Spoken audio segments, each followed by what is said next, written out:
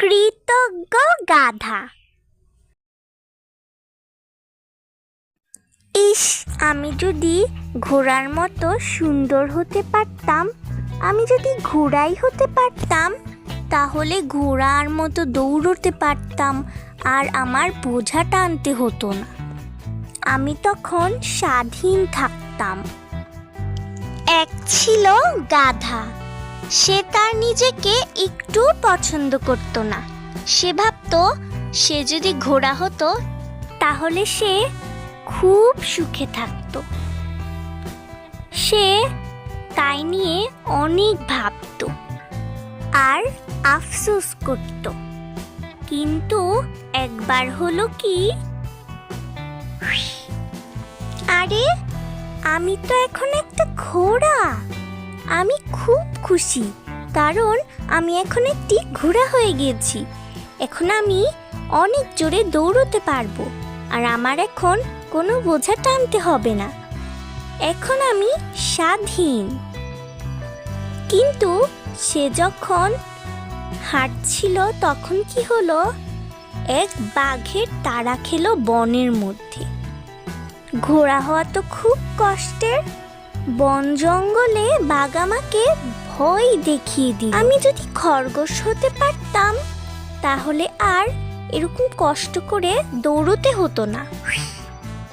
আমি তো এখন একটি সুন্দর খরগোশ। আমার এই ইচ্ছাটিও পূরণ হলো। আমি অনেক সুখী। এখন আমাকে কোনো বাঘই তাড়া করবে না। সে যখন মনের খুশিতে কথা বলছিল তখনই একটি শিয়াল আসলো তাকে তাড়া করতে। এখানে কত কষ্ট, আমি কত কিছু হলাম, কিন্তু আমার কষ্ট দূরই হচ্ছে না। হয়তো আমি পাখি হলে খুব ভালো হতো আর কেউ আমাকে বিরক্ত করতো না। আমি মনের সুখে গান গেতাম। আমি তো এখন একটি কবুতর। এখন আমি উড়তে পারি। এখন আমাকে কেউ বিরক্ত করবে না। এখন আমি মনের সুখে গান গাবো আর উড়বো। আমাকে কেউ বাঁচাও, ঈগল আমাকে খেয়ে ফেলবে, আমাকে ধরে ফেলবে। আমাকে কেউ বাঁচাও, আমাকে কেউ বাঁচাও। এর থেকে তো আমি যদি গাধা হতাম তাহলেই ভালো ছিল।